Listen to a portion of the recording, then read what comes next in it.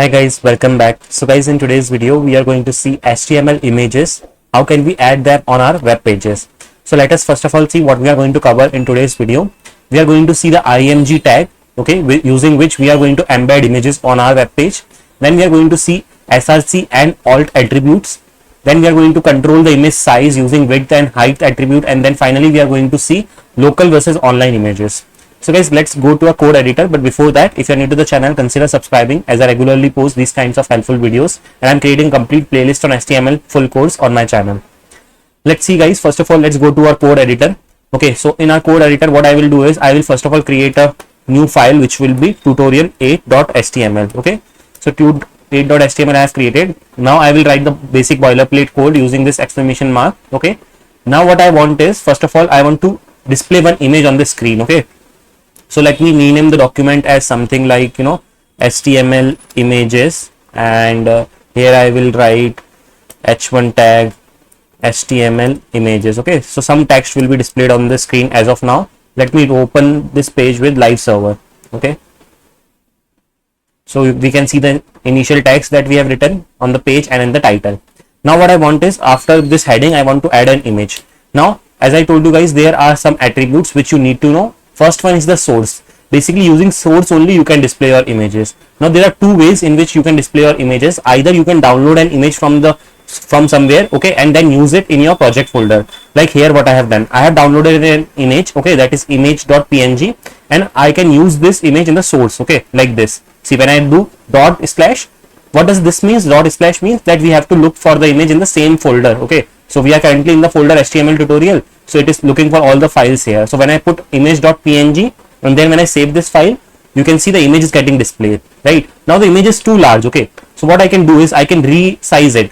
Now there are different ways of resizing. For now we have different attributes like width and height. Okay, so if I use width and height, so for example, for width I can give 200 pixel and height I can give 300 pixel. So this image will be resized accordingly. Okay, see, now the image is having the width of 200 pixels and height as 300 pixel.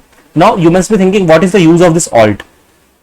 So guys, there is this alt has a lot of importance. Okay, first of all, this alt, basically what we should write in this alt is, it means alternate text. Okay, basically, so I can write something like cartoon image. Now when this text will be basically displayed, because right now when you will go on the page, that text is not displaying.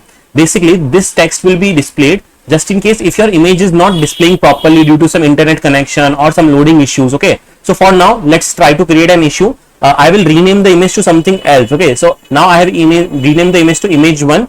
Now I don't have this image in my folder. Okay, I have the image with another name, so it will break. Okay, and when the image is not showing, it will show me the alternate text, okay, which we have given. So see, it is showing the alternate text which we have given. What is the another usage of alternate text? Another usage is, just in case there are some people who are visually impaired or blind. So what they do is they make use of screen readers. Okay, instead of looking at the website visually, they use some screen readers which will read the whatever is written on the website for them. So when they use screen readers, the screen readers when come across these types of images, they will read this alternate text. So for them also it is very beneficial. So I hope you are now aware that what is the importance of alternate text. Okay, so guys, yeah, we have seen one way of adding an image, okay, which is via downloading and adding it to our project folder.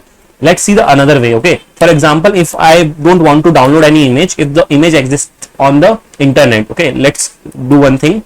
So there are different websites like unsplash.com. There is something called as Pixum. Okay, Pixum is also for images. Basically this is lorem ipsum for photos. We have seen lorem ipsum for text, right, in our previous videos. So this is for if you want some photos or images, you can use it from here. Okay, now first of all, let me do one thing. I want to use this image maybe. Okay, what I will do is I will copy image, right click on it, I will copy image address. So this will give me the link of this image. Okay, and I will paste that link in the source folder, source place. Okay, and then this will, I will just say office setup, something like this. Okay, just meaningful alternate text I will give, and let's go to our page. See, the image is getting displayed, but the image is too big. Okay, first of all, I'll add a line break so that both comes in next lines, and then I will give width and height again here same in the same way. Okay, so for now I will just copy the same width and height from above so that the image will be proper. saving it, and you can see the image is now showing. So guys, now we have seen both the ways of adding images. First is via downloading the image and second is via online images. Now let's see what we have covered in today's video. First of all, we have seen how to use img tag. We have understood the attributes like src and alt, what is the importance of them. Then we have seen how can we control the image size via HTML, and we have also seen how can we add local versus online images. So guys, that's all for this video. Make sure that you subscribe to the channel if you are new to the channel.